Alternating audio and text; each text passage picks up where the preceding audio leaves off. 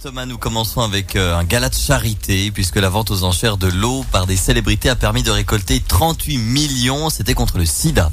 Et le record a été atteint par une œuvre d'art, un squelette de mammouth vendu 11 millions d'euros. Maintenant, il faut juste attendre que Gérard Depardieu décède. Andrea Bocelli et Aloe Black ont aussi chanté pour récolter de l'argent alors que Carla Bruni a récolté 400 000 euros pour ne pas chanter. Technologie. Des ingénieurs japonais ont développé un robot capable de raconter des blagues de mauvais goût et de se rendre compte lorsqu'elles tombent à plat. Oh, c'est nul, moi j'ai pas besoin d'un robot qui fait le seul truc que je sais faire. Il faudrait qu'ils continuent plutôt à développer des robots qui font la cuisine, le ménage ou l'amour. Les inondations au Balkan se calment enfin et c'est l'heure du bilan. Il y a un leader religieux serbe qui a déclaré que c'était Conchita Wurst qui était responsable des inondations au Balkan. Bah non, c'est le contraire. Si elle était allée piquer une tête en Serbie, ça aurait plongé toute l'eau dans sa barbe. Moi je vois pas le rapport entre les inondations et Conchita, elle chante pas si mal que ça. Par contre, en 2004, Kyo a sorti son premier album et comme par hasard, il y a eu un tsunami en Thaïlande. Alors moi, je dis ça, je dis rien. Hein. Mais cette année, c'est pas la faute de Conchita, les inondations, c'est Facebook. Dieu a dû nominer la Serbie, la Bosnie et la Croatie à plonger dans l'eau. Sinon, ils doivent lui payer un resto dans les 24 heures. Enfin, dans la région, ils ont différentes religions. Ils vénèrent Dieu, Allah, visiblement aussi René Lacoste et Sergio Tacchini. Chine.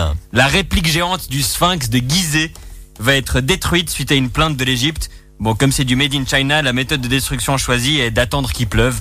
Roland Garros. En quart de finale d'un grand chelem pour la deuxième fois de sa carrière, la tenniswoman roumaine Simona Halep vit une progression fulgurante depuis qu'elle a fait réduire ses seins de 80 E à 80 B. Sa poitrine la gênait beaucoup, notamment au service. C'est bien connu au tennis, c'est plus facile de servir avec des balles neuves.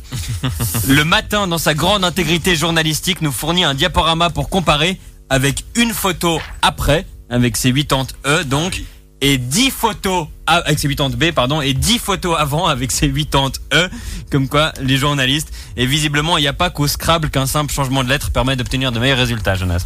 Canada. La ville de Vancouver a installé un distributeur de cannabis. Moi, je pense que Selecta devrait faire pareil en Suisse. Hein. À côté de le distributeur existant, tu mets un distributeur de cannabis.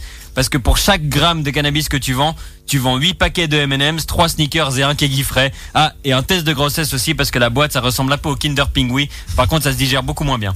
Une nouvelle découverte d'astrologie. Une équipe de chercheurs dirigée par l'Université de Genève a découvert une planète d'un genre nouveau. La bonne nouvelle, c'est qu'elle a une composition semblable à la Terre.